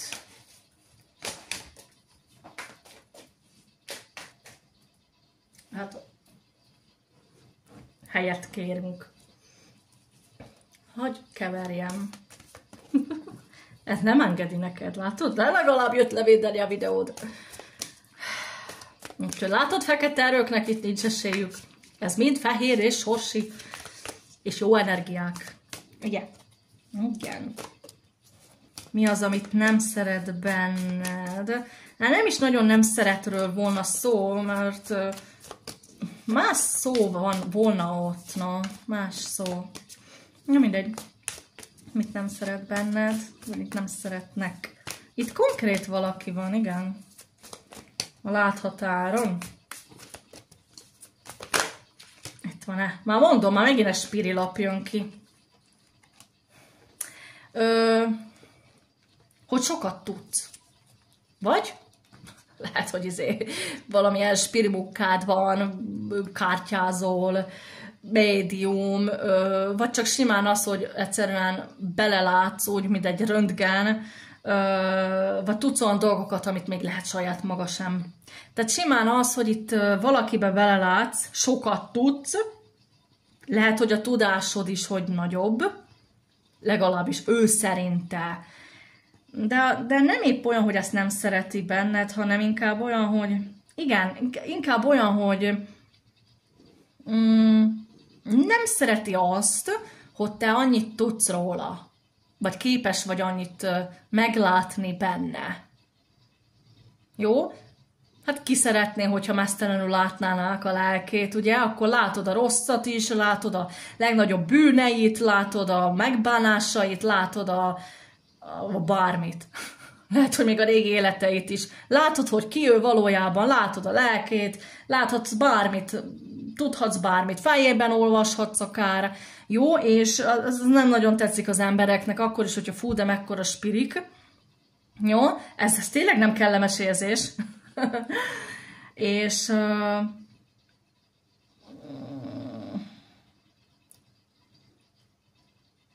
nem olyan vadak ennek az embernek a negatív érzései, tehát nem nagyon kicsit ilyen kevés benne a sötétség, akkor így mondanám. Kevés a negatív, inkább így. Jó? De nem a te mélységed őt zavarja. Jó? És a te tudásod őt zavarja. Tényleg, mondjuk rá, itt vannak a kártyák, mit tudom én, ha kártyáznál, akkor hát őt az nem nagyon tetszene neki, mert tudja, hogy ki fogod vesézni. Mindjárt lesz az első, ha megismered, vagy hogy rájössz, hogy kihez, vagy találkozol vele, hogy mindjárt kártyázni fogsz. Jó? És ha erről tud, ezt nem akarná, nem szereti, nem akarná. Igen. Hát valójában csak annyi, hogy nem kellemetlen lenne neki, hogy megtudja, hogy beleláss valakibe, jó? Úgyhogy az meg, hogy valakinek mi nem tetszik, az ő baja, attól még nem kell abba hagynod semmit, meg mi az, hogy valakinek nem tetszik a tudásod, akkor most mit csinálj vele? Töröld ki? Vagy vágd le a fejed? Vagy azt ott valami fajta univerzumba így zárd be, és küld el valahová? Vagy mi? Érted? Vagy nullázd ki magad hirtelen? No, vagy elszítsd el, nem tudom midet, vagy hajj meg. No, hát nem így működik, jó? Úgyhogy nem kell. Mert megint csak ez is egy nagyságos lap. Nézd csak meg, és most látom, hogy ez az 1-es, ez a 2-es. Hát mindkettő, tudod, milyen erős lap? Tehát nagyon erős, nagy személy vagy, mély a tudás és mély spirituális lélekember, emberi, hogy mondjam, nem emberi, hanem földi dolgokat is képes vagy irányítani. Tehát kb. Úgy, hogyha én így akarom élni a életem, akkor így fogom, tehát megteremtem. Jó, nem rinyálok, meg siránkozok, meg várakozok, hanem megcsinálom, és úgy élek, ahogy akarok. Na hát kb. Így gondolt, hogy van ott egy olyan erő, és ezt így meg is mutattad akár, és úgy is élsz, csendet érzek itt és itt is, tehát nem prédikálsz feleslegesen. Jó, tehát nem a száddal itt, pardon, nem gyáratod a szád, meg magyarázkodsz, nem is az, hogy csak a csinálást látom, és akkor, hogy nulla van a többiben, hanem valahogy neked van valami fajta egyensúly, és képes vagy ezt létrehozni, mert megvan hozzá mindened, ahhoz az adott dologhoz.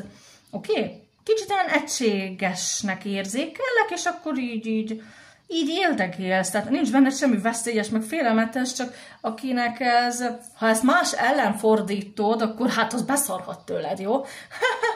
Na, De szerencsére itt ez az illető, és megint milyen kékesek, milyen földi, nem földi, hogy mondják, égi, akkor így mondom, ilyen égi üzenetek, meg ilyen energia, meg ilyen színek is, ugye.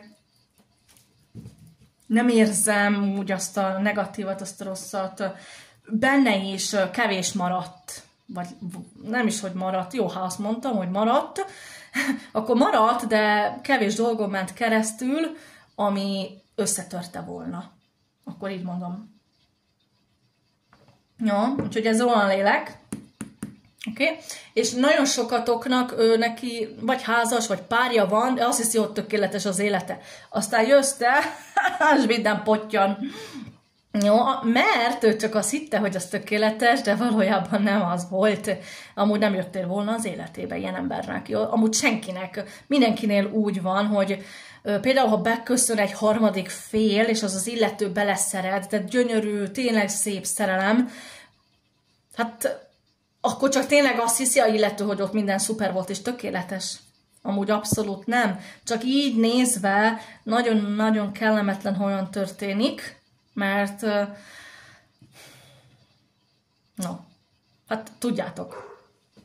Igen, kutyuka, megvan.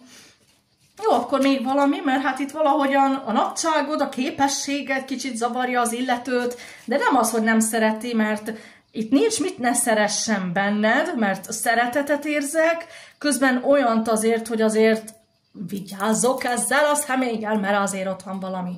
Nincs ott, mert mintha nem ismeritek egymást, vagy nem annyira. Tényleg valaki csak vagy egyszer, vagy majdnem találkoztatok. Nagyon-nagyon új személy, energia van itt. Mintha csak egyszer akár beléptél, de ő mintha jobban ismerne, vagy felismert, de meg nem. Az is meg lehet, hogy csak elsétáltál mellette. Oké, mi van itt még akkor?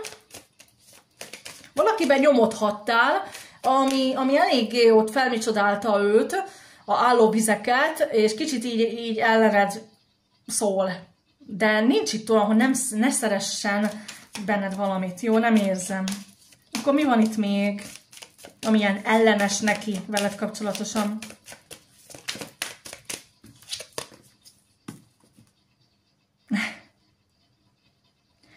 Ó, torony. Igen, a te védekezésed, te a fordítottja vagy, mert te annyi fájdalman szaron. Te itt egy remete vagy, jó? Nem csak a képességeket mondtam, hanem, és nem a öregséget, ne aggódj, nem vagy öreg, de lehet ott különbség, hogy ő fiatal, te meg nem abba a kategóriába tartozol, hogy ilyen cuki mondjam. És te sokkal több mindenen, te óriás katasztrófákon mentél keresztül, és a probléma, ami benned megmarad, hogy te mindent akkor, és mindenkit katasztrófának titulálsz, és nem enged senkit közeledbe. És nem tudnak hozzád férni, nem tudnak megközelíteni. Jó? És most nem arról van szó, hogy te tiszta traumatikus lélek vagy, és egy depressziós ördög, hanem már ahogy te jársz, amit te kisugárzol, amilyen lenyomatok, ami után vagy, még egy gyógyulás, valaki, ha halálos betegségből, na jó, ezt rosszul mondtam, mert ha azt mondják, hogy halálos betegség, akkor az nem épül fel. De nevezzük úgy, hogy mégiscsak tévedtek, és te felépülsz, érzik rólad azt a halál lenyomatot, vagy hogy mondjam, jó? Éreznek ott valamit, tök mindegy, hogy már kigyógyultál, érezni, hogy valami mélységes, transformációs, nehéz dolgokon mentél keresztül, és az így körülötted lebeg. És itt ez inkább, ezt a pakli aljáról vettem, hogy lásd, de ez jött ugye ki, hogy ő neki nem tetszik az, hogyan viselkedsz, és hogyan a újdonsághoz negatívan állsz hozzá, olyan negatívan, elutasítóan, hogy ők bántani akarnak, vagy akarnának. Itt, mintha valaki megfigyelte a viselkedésed, és a te viselkedésed eléggé, hát ilyen komor. Hogy az a védekezésed az valami eszméletlen, mint a háborúba készülődnél. És lehet, hogy csak valaki meg akarta fogni a kezed, vagy nem tudom, vagy hozzád szólt, vagy köszöntött, te meg már itt ásod a sírját. Úgyhogy már lapáthoz nyúlsz egyenesen. És ez annak valakinek ez nem tetszik benned, hogy ez nagyon, nem hogy unszimpatikus, hanem félelmetes és fájdalmas is egybe. Úgyhogy valami módon itt valaki így együtt is érez veled, de hogy lássa, hogy milyen csúnyán vagy képes viselkedni, vagy így hozzáállni egy idegenekhez akár, vagy ahhoz, aki itt megközelítene, vagy meg is próbálkozik, no az már irrit, az már nem tetszik. Az már tényleg mondhatni, hogy az nem. Az olyan unszimpatikus, és akkor hirtelen sötétté, negatívá változik a kisugárzásod, és akkor az olyan csúnya. Igen, hogy nem rossz, tényleg olyan negatívat kisugárzol. Akkor nagyon más vagy, mint itt valójában. Teljesen az ellenkező energiákat vagy képes képviselni, és az nagyon nem unszimpi. No? Jó, úgyhogy ez a megközelítés, ez a védekezési micsodád, az olyan kirázza a hideg is, no? Ez nagyon nem tetszik. Ennyi lenne, még nézzünk. Még van itt akkor valami, ami nem tetszik neki benned? Vagy rajtad?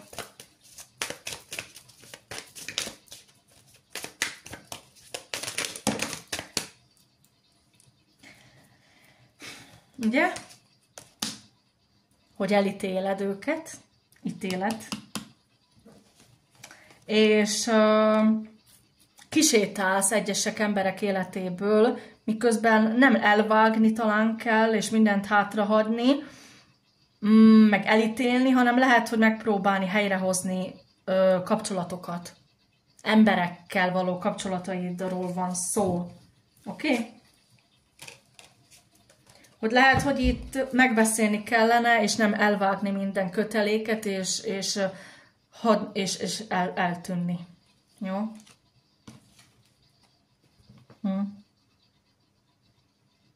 És hogy te magad azt itt elintézed, hanem és lehetne több kívánságod, nyugodtan merj kérni segítséget, ha már ekkora vagy itt, akkor nem érti, hogy miért, ha van neked problémád, miért nem kérsz segítséget te is fentről, vagy az angyalaitól, vagy igen.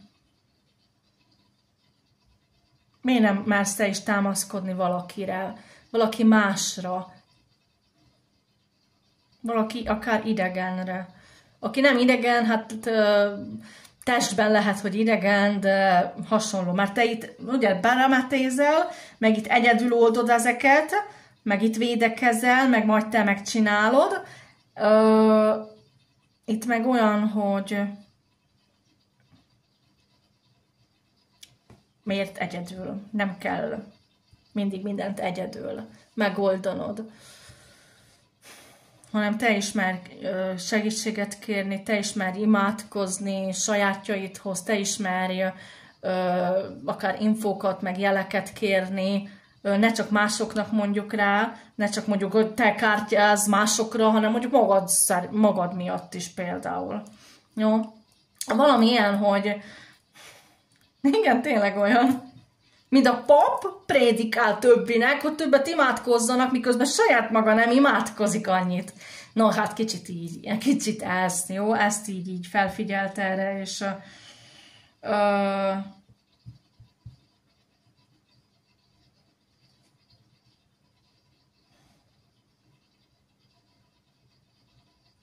nem is tudom. Keverőződik egy nagyra tartó én, és egy alacsony én, vagy egy flegma, nem jól mondom. Két különböző energia, például te túl égi, és egy túl földi, akkor így mondom, oké? Okay? Jó? lehet valami, ami úristen, soha büdös életben nem bocsátok meg, és akkor mindenkit kiiktatok az életemből stílus, tehát képtelenség a megbocsájtásra mondjuk, vagy már bármi ilyesmi, és közben pedig olyan energiákban vagy, hogy saját maga vagy a béke és a megbocsátás energia, meg a szeretet mindensége, meg én nem tudom minek a prédikátora, és saját magad, meg a saját életedben olyan történik, akkor arra meg képtelen vagy abban, akkor arra, no. Tehát azért mondom, hogy itt az egység, mert benned van mindkettő. Csak a sajátodat, egy ilyenedet nem tudod jól kezelni. Ez nem tetszik akár a másoknak, mert úgy tűnhet, hogy te itt prédikálsz vizet, és akkor lehet, hogy te meg a bort iszod.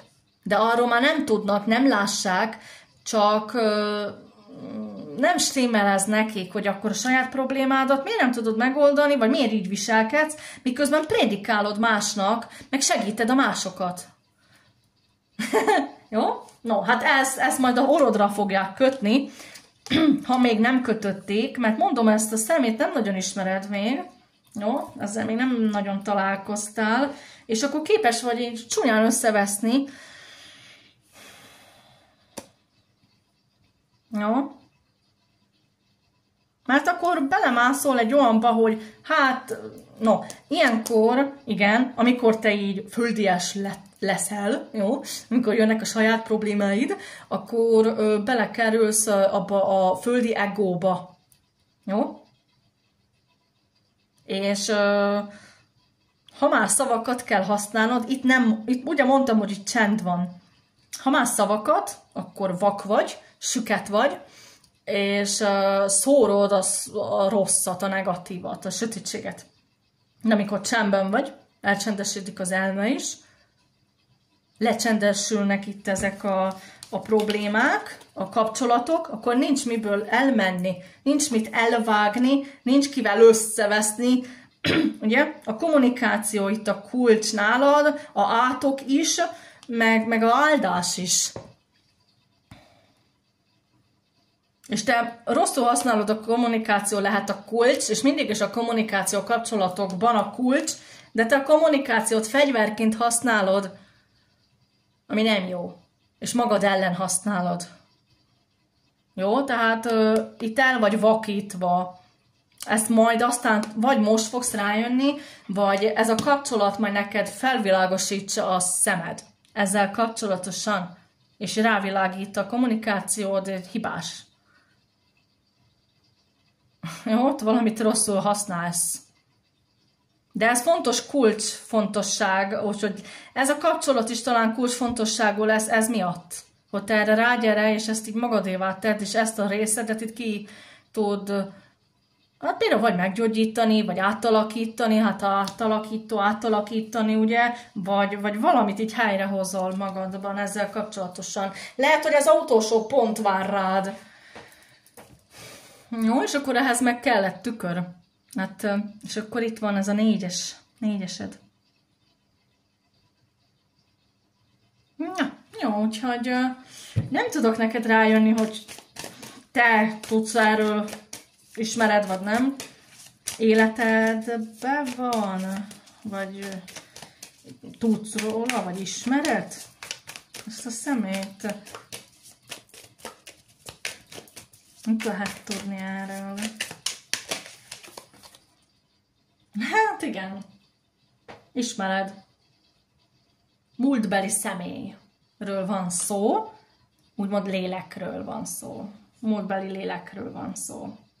Úgyhogy ismered, de nem adott ez választ, hogy lehet... Ismered lelkileg, de személyileg nem. Akkor így mondom. A személyét nem ismered. A földi emberi formáját ismered? Életedben van, minden napjaidban mozog? Nem nagyon. Még nem jött az életedbe. Most fog az életedbe jönni, de már ott van a küszöbön, tehát már valahol ott van, tehát ő tud rólad, csak te még nem látod őt. Mert még nem jött át a te oldaladra. Még nem fogott itt meg. De ott, hát ez már csak napok kérdése? Hetek? A szituációk kérdése akár. Mivel, hogy a meződben van, hát nyilván valamit te érzékelsz ebből, de konkrétan a személyét nem ismered. Jó? Ja. Úgyhogy ennyi lenne. Remélem ez a plusz info segített. Jó? Így.